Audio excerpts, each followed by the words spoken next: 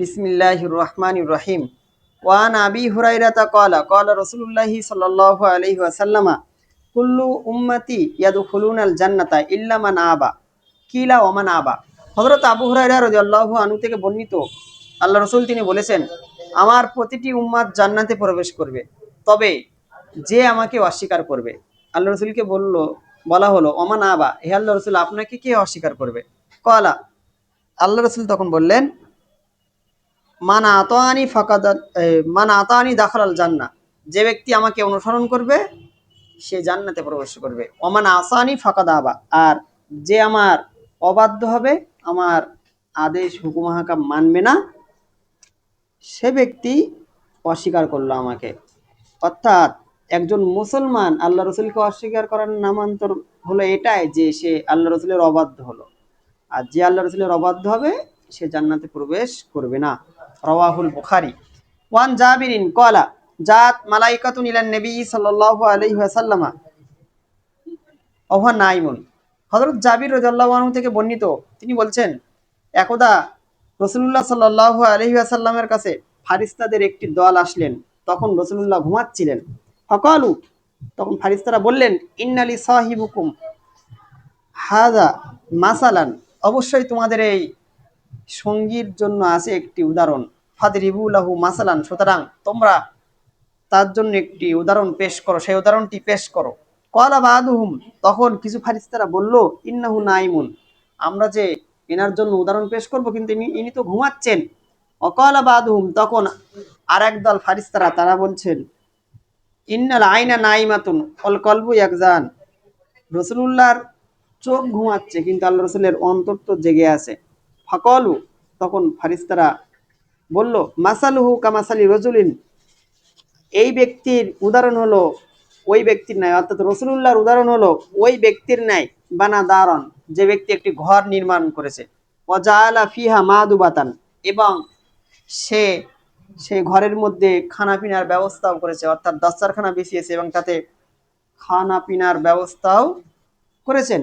ওয়াবাসা দাইয়ান, এবং তিনি একজন আহ্বানকারীকেও প্রেরণ করেছেন যে এই ঘরে এসো এবং এই ঘর থেকে তোমরা খাবার খাও। ফামান আযাবা দাইয়া, সুতরাং যে ব্যক্তি সেই আহ্বানকারীর ডাকের সাড়া দেবে, দিয়ে ওই ঘরে আসবে, দাখালাদ দ্বারা, ওই ঘরে প্রবেশ করবে, ওয়া আকালা মিনাল মাদুবাতি, এবং সে সেই দস্তরখানা থেকেও খেতে পারবে বা খাবে। অমাল্লাম ইউজিবিদ দাইয়া, আর যে ব্যক্তি সেই আহ্বানকারীর ডাকে সাড়া দেবে না, লাম ইয়াদখুলিদ দ্বারা, সে ওই ঘরে প্রবেশও করতে পারবে না, ওয়ালাম ইয়াকুল মিনাল মাদুবাতি, এবং সে ওই ঘরে প্রবেশ না করার ফলে ওই ঘরের দস্তরখানা থেকেও কিছু খাবেও না। ফকলু আউ বিলুহা লাহু, তখন আবার কিছু ফারিস্তারা আর একদল ফারিস্তাদেরকে বলল, যে উদাহরণটা তোমরা পেশ করেছো রসুলুল্লাহর জন্য, এই উদাহরণটা তোমরা রসুলুল্লাহর জন্য একটু ব্যাখ্যা করে দাও, তাবিল করে দাও, যাতে করে ইয়াফকাহা, তিনি বুঝতে পারেন। ক্বালা বাদুহুম, তখন আবার কিছু ফারিস্তারা বলল, ইন্নাহু নাইমুন, ইনি তো ঘুমাচ্ছেন, সুতরাং ব্যাখ্যা কেন করব। অকালা বাদুহুম, তখন আবার একদল ফারিস্তারা তারা বলল, ইন্নাল আইনা নাইমাতুন, অবশ্যই রসুলুল্লাহর চোখ ঘুমাচ্ছেন, কিন্তু আল কলবা ইয়াকজানু, রসুলুল্লাহর অন্তর তো জেগে আছে। ফকালু, তখন ফারিস্তারা বলল, আদ্দারু আল জান্নাতু, ঘরটি হলো জান্নাত, ওয়াদ্দাইউ মুহাম্মাদুন, আর আহ্বানকারী হলো এখানে মুহাম্মদ সাল্লাল্লাহু আলাইহি ওয়াসাল্লাম। সুতরাং ফামান আতা মুহাম্মাদান, যে ব্যক্তি রসুলুল্লাহকে অনুসরণ করলো, ফাকাদ আতা আল্লাহ, সে যেন আল্লাহকে অনুসরণ করলো। ওমান আসা মুহাম্মাদান, আর যে ব্যক্তি রসুলুল্লাহর অবাধ্য হলো, ফাকাদ আসাল্লাহ, সে যেন আল্লাহরই অবাধ্য হলো। ও মুহাম্মাদুন ফারকুন বাইনান নাসি, আর মুহাম্মদ সাল্লাল্লাহু আলাইহি ওয়াসাল্লামা, তিনি মানুষদের মধ্যে পার্থক্যকারী, অর্থাৎ মানুষদের মধ্যে পার্থক্য করার মানদণ্ড স্বরূপ তিনি। মুমিন এবং কাফিরের মাঝখানে তিনি পার্থক্যকারী। রসুলুল্লাহকে যারা মানবে তারা মুমিন, রসুলুল্লাহকে যারা মানবে না তারা কাফির, অস্বীকারী। রাওয়াহুল বুখারী। ওয়ান আনাসিন ক্বালা যা সালাসাতু রাহাতিন ইলা আজওয়াজিন নবী সাল্লাল্লাহু আলাইহি ওয়াসাল্লাম। হযরত আনাস রাদিয়াল্লাহু আনহু থেকে বর্ণিত, তিনি বলেন, একদা তিনজন ব্যক্তির একটি দল আসলো রসুলুল্লাহর স্ত্রীদের কাছে। ইয়াসালুনা আন ইবাদাতিন নবী সাল্লাল্লাহু আলাইহি ওয়াসাল্লাম, রাসূলুল্লাহর ইবাদত সম্পর্কে জিজ্ঞাসাবাদ করতে, যে রাসূলুল্লাহ কেমন ইবাদত করেন।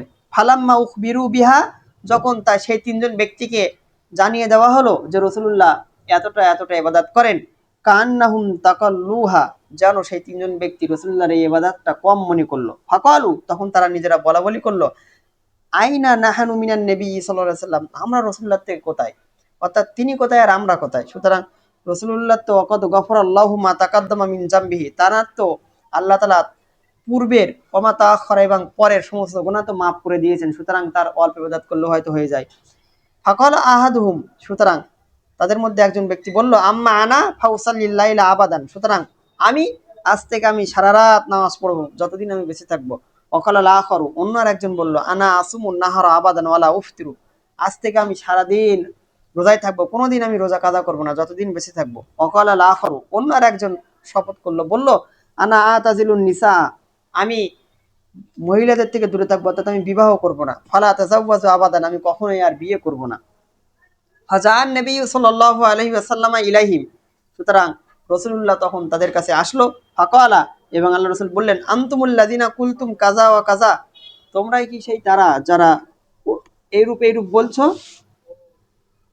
আমা ওয়াল্লাহি, সুতরাং আল্লাহর কসম, ইন্নী লা আখশাকুম লিল্লাহি, অবশ্যই আমি তোমাদের থেকে বেশি আল্লাহকে ভয় করি। ও আতকাকুম লাহু, এবং আমি তোমাদের থেকে বেশি পরেজগারী, বেশি মুত্তাকি। লাকিন্নি আসুমু, কিন্তু আমি তোমাদের থেকে বেশি আল্লাহকে ভয় করেও, তোমাদের থেকে বেশি আমি পরেজগারী হয়েও, আসুমু, আমি রোজায় থাকি। অউফতির, আমি রোজাও ভেঙে দেয়, অর্থাৎ আমি রোজায় থাকি না এরকমও করি। অবসাল্লি, আমি নামাজও পড়ি রাত্রিবেলা।